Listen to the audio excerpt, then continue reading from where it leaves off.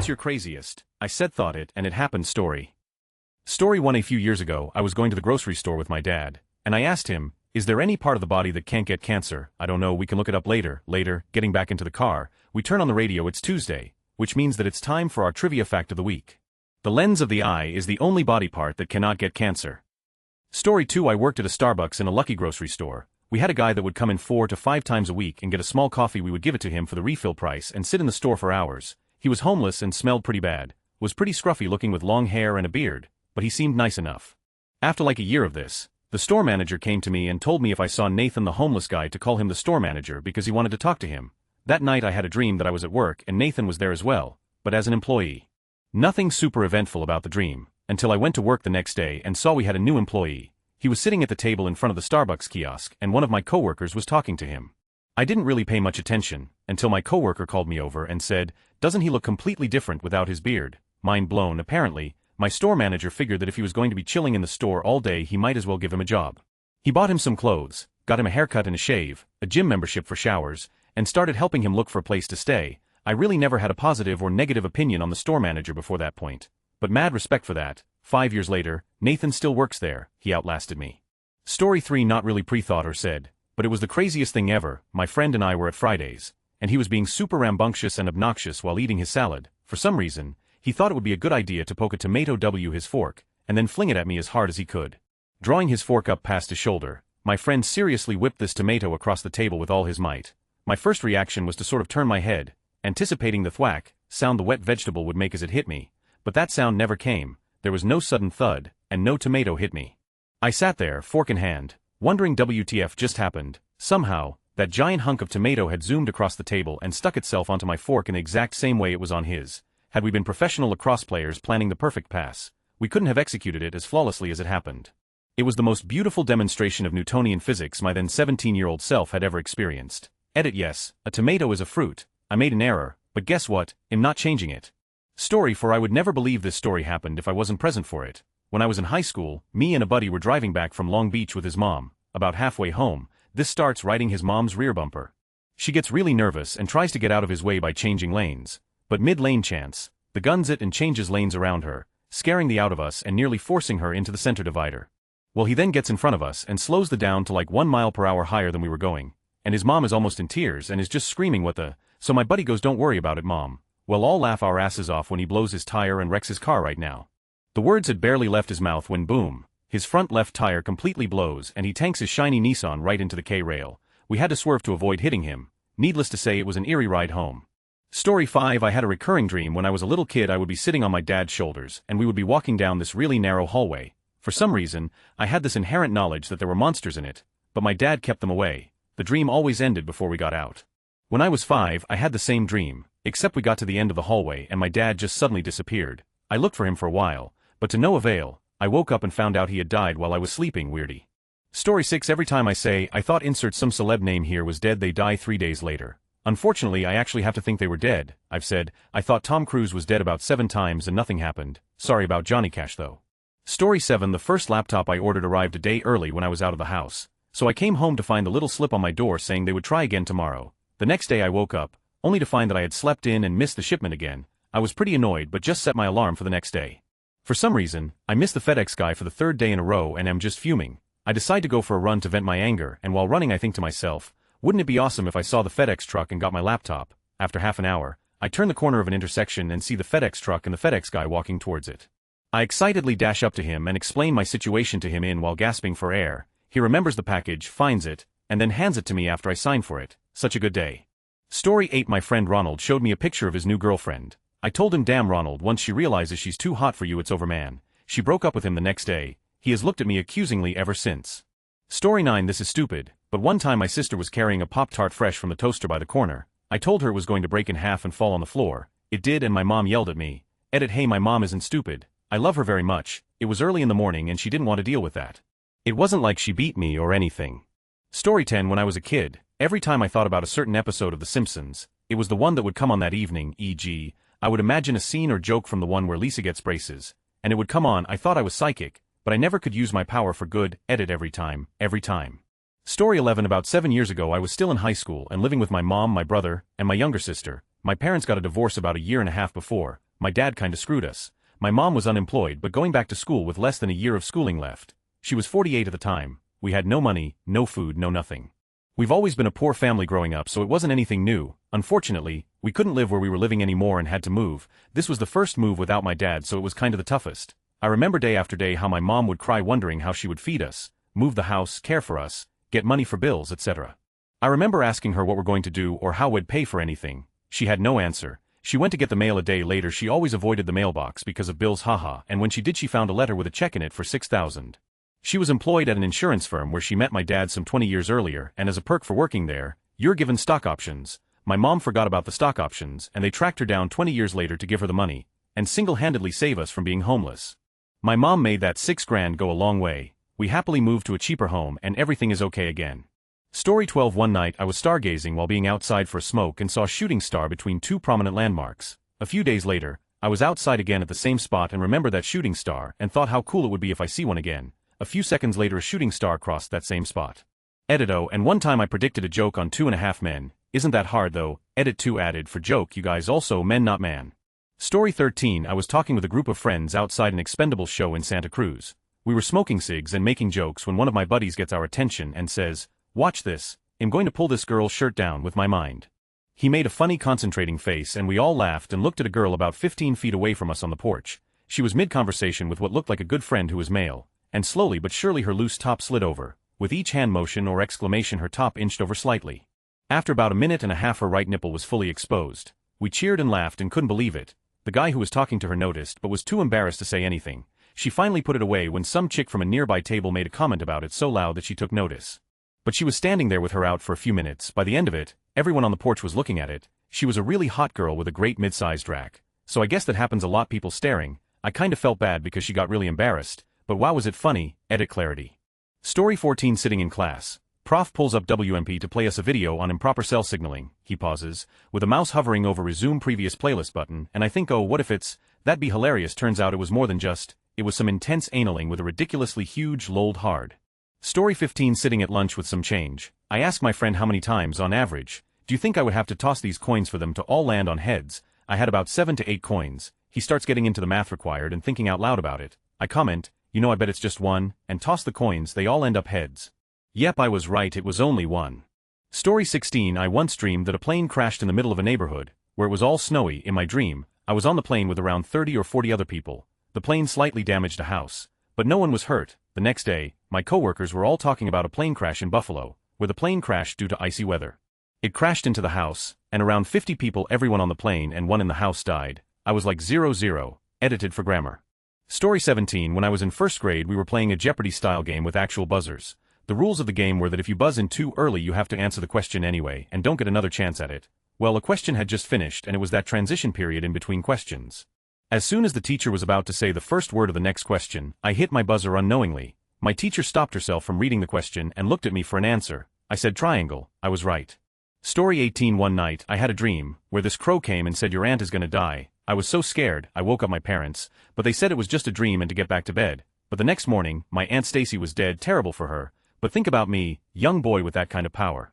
Wasn't 3 weeks later when the crow came back to me in a dream and said your daddy's gonna die. I didn't know what to do. I finally told my father, but he said oh not to worry, but I could see he was rattled. The next morning he wasn't himself, kept looking around, waiting for something to drop on his head. Because the crow didn't say how it was gonna happen. Just those words, your daddy's gonna die. Well, he left home early and was gone a long time. When he finally came back, he looked terrible, like he was waiting for the axe to fall all day. He said to my mother, I've just had the worst day of my life. You think you've had a bad day, she said. This morning, the milkman dropped dead on the porch. Story 19. In college, I was watching Eurotrip with my buddy. The Pope had been sick, and during the part where they make Vatican City think the Pope is dead, I turned to my friend and said, man, wouldn't it be weird if the Pope died while we were watching this? His time of death was almost exactly then. I found out the next day. TLDR, I killed Pope John Paul II. Story 20. During post-party night walking, I told a friend who was walking on the empty road, you're going to die. For the first time in his life, he listened to me, did a step on his left and get back to safety. 2 seconds later, a 130 km/h car, coming from nowhere, drove where he was. Story 21. We were diving in the car and my friend was talking about how great that party rock anthem song is. I said it's so overplayed, it's probably on the radio right now. I turned the radio on, and the song was playing. Amazing. Story 22. When I was 14 or 15 I was sitting with this girl I just started hanging out with. We're waiting for our ride home and she talks about missing her brother, and I said something about him showing up for the Christmas not realizing he was very estranged 3 years from the family. Awkward moments ensue, we get rides home no big deal. Flash forward to 7 a.m. Christmas morning, she calls freaking out because he showed up at her family's door. Story 23. We were at a poker table playing poker once and I was winning 100 to 150 from my mates. The dealer was next to me and he was like, dude, you are totally cheating. He was joking off course. He was dealing the community cards and I was like, next card is 3 of spades. Next card was 3 of spades. Best moment ever. Story 24. I was at the game in 1998 that Carey struck out 20 batters. After he struck out the first hitter in the first inning, my friend looked at me and said, well, only 19 more to go by the 9th inning. We had our entire section going insane as we counted down the last 2 strikeouts to 20. Went to college and worked at a grocery store in Bellingham, Washington. My coworkers and I were talking in the break room before a shift and the subject of celebrities came up. We talked about how celebrities might be a-holes because they have to deal with sycophants constantly bothering them. Then someone brought up Ryan Stiles, who lives near Bellingham and is owner of the Upfront Theater, and how he never would shop at the store by the college campus probably because he doesn't want to be hassled by college noobs. After our conversation, we left to go to our check stands and within a few minutes Ryan Stiles walks in. Unbelievable. Regular guy, wears blue jeans, sneakers and casual shirt, really nice too. I was hoping I would get to help him just to see if he would say something funny, but my friend did instead. Story 25. I'm a little late to the party, but here goes. I fell in love with a girl freshman year of college and we were together until the end of sophomore year. We reached a breaking point because she came from a very traditional Indian family and she was very in favor of being married young. I loved her like crazy, but at the same time I knew I wasn't ready for all that she was hoping for, and I didn't think it was fair to keep getting her hopes up that way. I was 20 years old and I'd never had a job for God's sake. It was a brutal breakup because as much as I tried to explain myself, any girl will take that as a rejection, as saying somehow that she wasn't good enough. We were both pretty heartbroken, but we realized eventually that trying to be friends would only make things harder, so we agreed not to talk anymore. One of the last things I said was that it wasn't impossible for it to work out someday, but we both needed to try to live on our own for a while and give a chance to being with other people. We were kind of overdependent on each other and we both needed to mature and learn to be our own person. We lost touch for 2 years, saw each other very rarely, spoke not at all. We dated other people. At the end of senior year I'd just gotten out of a really bad relationship, got cheated on, etc. It wasn't that bad because I wasn't really in love with the girl, but it still felt shitty. The week before exams I had a dream about the old girl where we ran into each other at this little coffee shop we always used to go in to read and hang out. In the dream all we did was talk and hold hands a little. The next day I packed up the books I needed to study and went to that coffee shop. 15 minutes later she walked in and sat down without seeing me. She was studying too. I walked up to the counter and bought another drink and looked over just to be sure it was her. I couldn't believe it. She saw me and of course at that point it was impossible not to say hello. We talked for 2 hours. She'd had some bad relationships too. We found out we had gotten jobs in the same city. We didn't hold hands because that would have been bizarre, but we could both feel it. Dated, married, been together 5 years. I don't believe in God, but I still can't believe how perfectly things worked out. Story 26. I was about 8. My teacher had asked me to deliver an envelope of some sort to the principal's office in the middle of the school day. My school had at its center a single long hall, with my classroom near one end and the principal's office at the other. As a child, the hall seemed absurdly long, like a mile. Class was in session, so I was walking down this hall all alone, my footsteps echoing. Quite surreal. It suddenly occurred to me that I was walking quite close to one wall, and that if a teacher were to fling open their door, I'd be knocked silly. Just then, a teacher flung open her door, knocking me silly. These were big, old, heavy doors, and the energy transfer to my head was significant. In my memory, both my feet left the ground, though this seems unlikely in retrospect. I landed on my and was momentarily stunned. Our eyes locked, the teacher's and mine, for an instant, then I burst out laughing uncontrollably. The synchronicity struck me as hilarious, and even the pain of being cold-cocked by a massive school door couldn't suppress my hilarity. I believe my reaction led the teacher to believe I had suffered brain damage. It took quite some time to convince the various concerned school officials that I was unharmed, if silly. Story 27. I was watching England play rugby against South Africa a few years ago. A player was injured, so there was a break in play and the camera was panning round the crowd and paused and zoomed in on a hot chick. She saw the camera and started waving. My mate said, absent-mindedly, "Get your out," and she flashed the camera. It was the greatest moment in television history. He tried it again and again, but it didn't work again. Story 28. I'm not sure if this follows the OP's guidelines, but read if you like. I was desperate for some green last summer. Couldn't find me a bag for like a week, so I ended up having a friend of a friend hook me up with his cousin. The fella wasn't from my neck of the woods, so we agreed to first meet at a local grocery store. He would then follow me back to my apartment. So we pull into my parking lot, right? I hop out of my car, he hops out of his van. First thing out of the dude's mouth is, "Hey man, want to see something cool?" To which I replied, "Why, what do you got in there, a baby alligator?" No clue why I said this. He gives me a weird look. I imagine it being similar to the one I gave him when he hopped out of a big white van asking if I wanted to see something cool, but anyway, I walk up to him, and lo and behold he's got a baby alligator in a beer cooler. Explain that science. Story 29. I was at this Red Sox game in 2004, widely considered now to be the game that turned around their season and catapulted them to a World Series. Early in the game, Alex Rodriguez is batting and I turn to my brother and say, I've always wanted to see an on-field brawl. Wouldn't it be great if one happened this game? The next pitch drills Rodriguez and the brawl commenced. Story 30. I was about 6 years old and playing with my brand new pet bunny rabbits that my dad had bought for me after church. I turned to him and said, Daddy, I'm glad that you and Mommy are still married. So many of my friends' parents are divorced. My dad responds, actually, that's something we need to talk about. And that's how I learned my parents were getting divorced.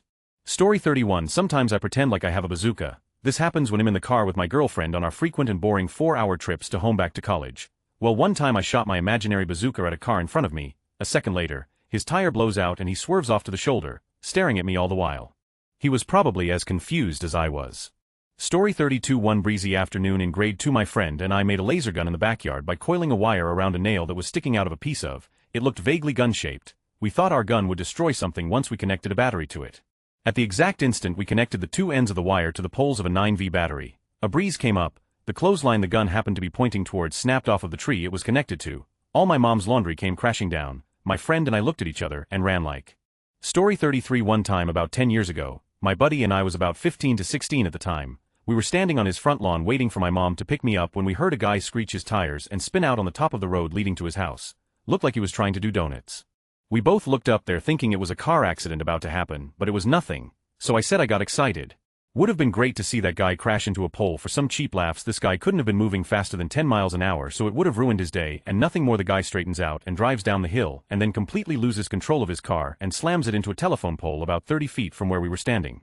It was hair-raising. We still laugh about it to this day. Another one was about this guy I knew a while ago. He wasn't such a bad guy, but he had an abrasive side and he liked to rib me a lot for little things. At first I didn't mind it too much, but after a few months of it I got pretty tired of him. My friend brought him up in conversation one night in front of a bunch of people, and as a show of my disapproval of him I said if he died tomorrow I wouldn't care. Well, guess what happened the next morning? He died in a motorcycle crash after some doped up on pills and driving on the wrong side of the road nailed him on a blind turn. I still feel shitty about the timing. Edited for grammar. Story 34. Driving in the car with my mom when I was 12, minding my own business. Then out of nowhere I point to the phone sitting on the dashboard saying, Mom, I think your phone's gonna ring. Sure enough, the phone rings instantly. My brother's friend called to let her know her son had just broken his nose in a game of ultimate frisbee. Story 35. Sat outside college with some friends when several police cars appeared very suddenly, surrounding a car in the middle of the road and forcing them to stop. One of my friends said sarcastically, Watch, they'll get their machine guns out next. Now, this is in the north of England. It's not all that often you see the police wield any sort of gun around here. But sure enough, 6 or 7 officers arose from their vehicles with MP5s and pointed them straight at the car they had stopped. They dragged a man out of the car and put him in the back of one of the police cars. One of the officers got into the car they had stopped and they all drove away. The whole thing lasted about 30 or 40 seconds and we were all sat about 10 feet away. Edit grammar. Cheers, Noden. Story 36. My cousin was swinging on his porch swing pretty good. I told him, I'm gonna laugh when that breaks. Not 10 seconds later he was on his back with his head sticking through the porch rails where he had broke one of the rails out with his head of course. After making sure he was okay, I proceeded to laugh my off.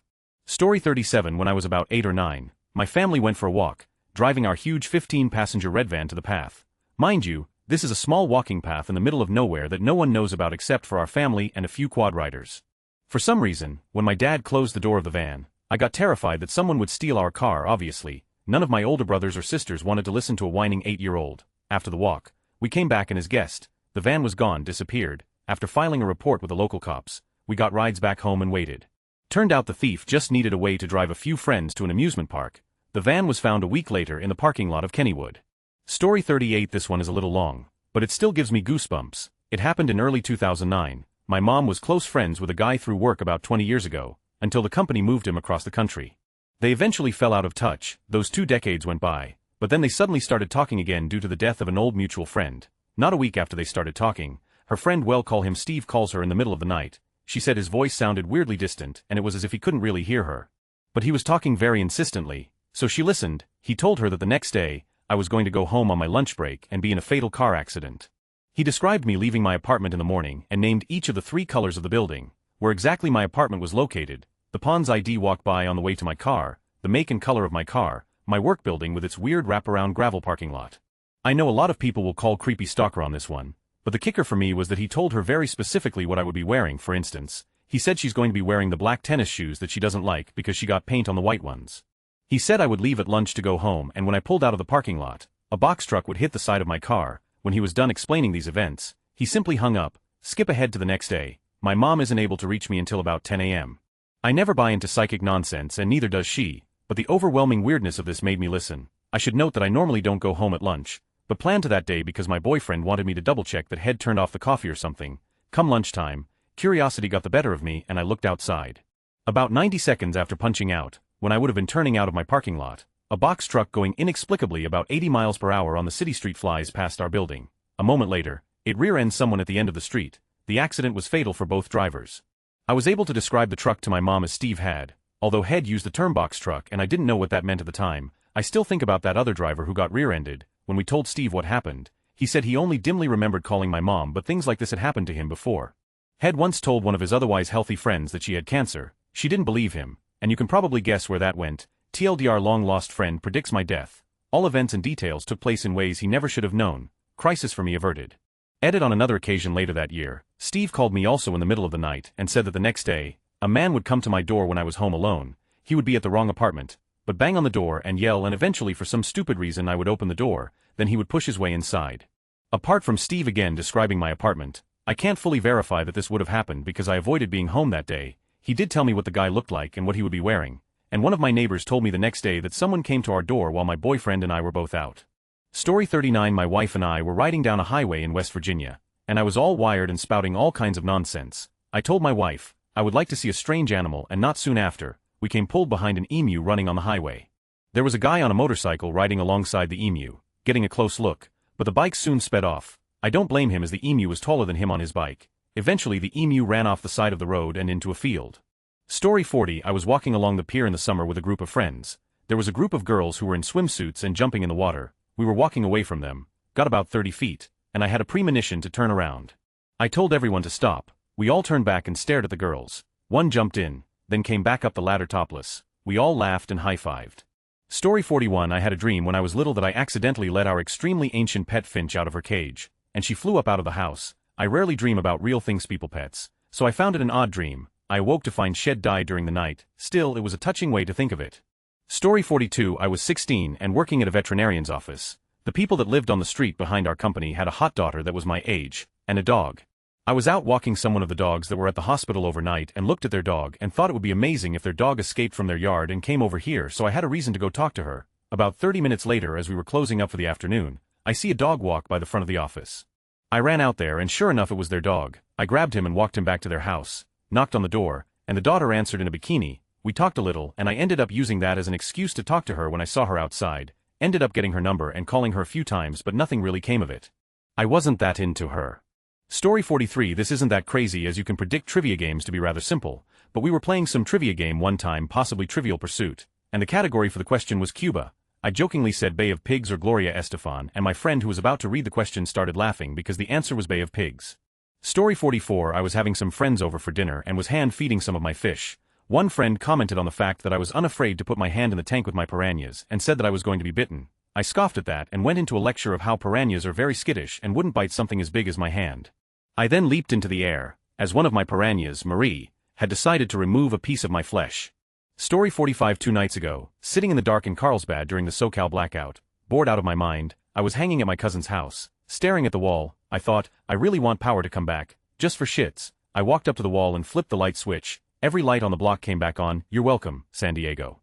Story 46. Earlier this year my grandfather was pretty sick, cancer, and supposedly didn't have long left, and my wife and I decided to go out to visit and give him some company. My wife was taking a long time getting ready, and I was getting impatient to leave. I almost said let's get going. If we waste time he'll die before I get to see him. But then I thought that would be a mean-spirited thing to say. I shouldn't say that, so we left late, and we walked into his house 10 seconds after he had died. Story 47. I was driving along a residential road with my friend, and there was some kid biking along ahead of us. As we pass him, my friend commented that it would be hilarious if something got caught in the kid's spokes and he fell. About 5 seconds later, as we're passing the kid, his front wheel just collapses, and he full-out faceplants. After finding out he was okay and giving him a ride home, we definitely burst out laughing. Story 48. I had a very similar experience. I was working at a call center for Sprint and got a lift from a coworker who lived out of town. His car was knocking from the wheel well on the passenger side, and I said, "Wow, it sounds like your wheel is just going to fly right off." He texted me about 20 minutes later from a ditch. His wheel was in a cornfield, edit, And also, I don't drive or know anything about cars, so it wasn't as if I knew what I was talking about.